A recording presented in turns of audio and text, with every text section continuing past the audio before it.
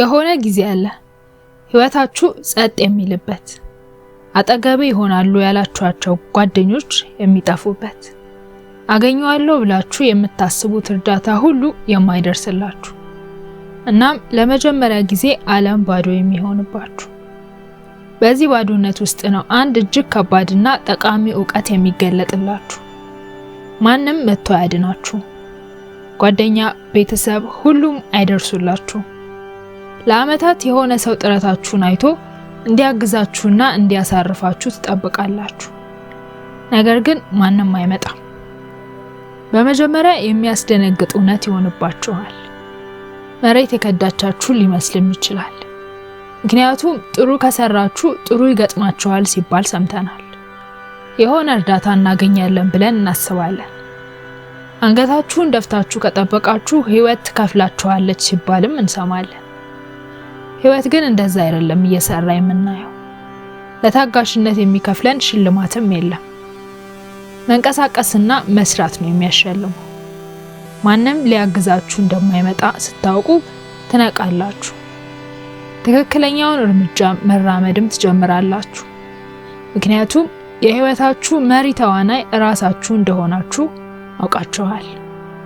በመጀመሪያ ይህን መረዳት ሊከብድና የመከዳት ስሜት ሊኖረው ይችላል የሆነ አካል እንደሚያግዛችሁና ኑሯችሁን እንደሚያቀልላችሁ ታስቡ ስለነበር ወደ ኋላ ያያችሁ ለምን ማንንም እንዳላገዛችሁ ተጠይቃላችሁ አልፎም ለምን ስለናንተ ግድ እንዳልሰጣቸውና እናንተን ለማዳመጥና ለመረዳት እንኳን ለምን እንዳልፈለጉ ያኔ ነው ህመማችሁ አስተማሪያችሁ የሚሆነው ሁሉም የየራሱን ጦርነት እየተዋጋ እንደሆነም ታስተውላላችሁ እናንተን የማገዝ ግዴታም የለበትም ማንንም የናንተን ህይወት አይኖርላችሁ ይህ ክፋት ሳይሆን ያለው እውነታ ነው በዚህ እውነታ ቂም መያዝን ስትተው ህይወታችሁን የመምራት ሙሉ ስልጣን በእጃችሁ ይገባል ምክንያቱም ዓለም ለናንተ ጥቅም እንደማይሰራ ስታውቁ ለራሳችሁ መስራት ትጀምራላችሁ ያለ እንቅልፍ ያሳለፋችሁት ምሽቶችና ተስፋ የመቁረጥ ስሜት ቅጣት ሳይሆን መልካም አጋጣሚ ይሆናል ህይወት እየሞረደቻችሁ ነው ሰዎች እንዲያድኑት ሳይጠብቅ ራሱን የሚያድን ብርቱ ሰው እንድትሆኑ ኃላፊነት መውሰድ መራር ቢሆንም ነፃነትም ነው ሁሉ ነገር የኔ ኃላፊነት ነው ስትሉ ከተጠቂነት አስተሳሰብ ወጣችሁ የራሳችሁን ታሪክ ጸሐፊ ትሆናላችሁ ነገሮችን በተለየ መንገድ ማየት ትጀምራላችሁ ችግሮችን መፍትሄ እንደሚፈልጉ አጋጣሚዎች ውድቀቶችንም እንደ መማሪያ ታያላችሁ ብዙዎች ሌሎችን በመውቀስ ጊዜያቸውን ያጠፋሉ ቤተሰብ መንግስት ሲስተም ኢኮኖሚ እድላቸውና ወዘተ እነዚህ ሁሉ ግን አሁን ላይ ኑሯችሁን ለመለወጥ ከምታደርጓቸው እንቅስቃሴዎች አይበልጡም ኃላፊነት ራስን መውቀስ ሳይሆን ለራሳችን ህይወት ተጠያቂና ባለቤት መሆን ነው ችግሮችን የፈጠርኳቸው እኔ ባልሆንም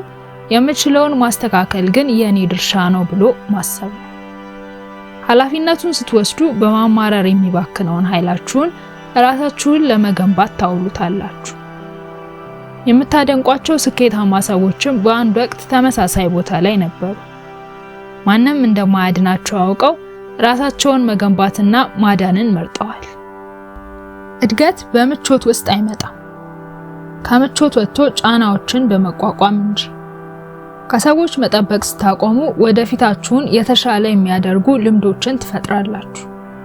ለዓላማችሁ በትኩረት መስራት ትጀምራላችሁ በመጀመሪያ ይከብዳችኋል ምክንያቱም በጸጥታ ማደግ ስትጀምሩ የሚያጨበጭብላችሁ አይኖርም በጠዋት ተነስታችሁ ወደ ስራ መግባታችሁን ሰዎች ሲተኙ አምሽታችሁ ስራ ላይ መቆየታችሁን ሁሉ ማንንም አያይም ግን እነዛ ውሳኔዎቻችሁ ሲደጋገሙ አንድ ቀን ምን ያህል የተለየ ሰው እንደሆናችሁ ታስተውላላችሁ የእድገት አስደሳች ነገሩም ይሄው ነው ስትጀምሩትና ውስጥ ሆኑ ባይታይም ከቆይታ በኋላ ማንንም ሊክዱ አይችልም